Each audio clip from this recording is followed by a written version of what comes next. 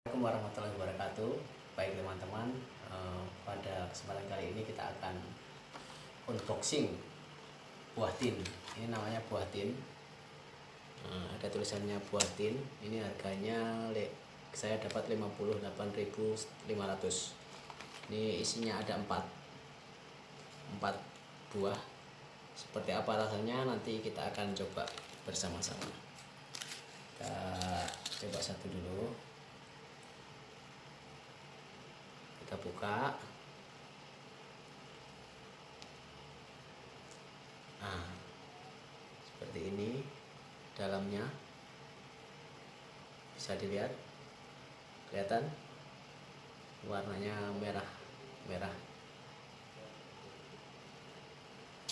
Kita coba rasakan dulu ya, seperti apa rasanya buah ini. Bismillahirrahmanirrahim. Ini buah tin, buah yang ada di dalam Al-Quran. Watini wa zaitun.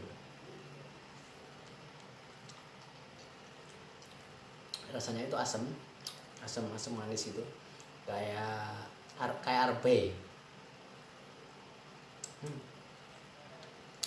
Silahkan kalau mau mencoba buah yang ada dalam Al-Quran, silahkan beli sendiri di toko-toko buah terdekat.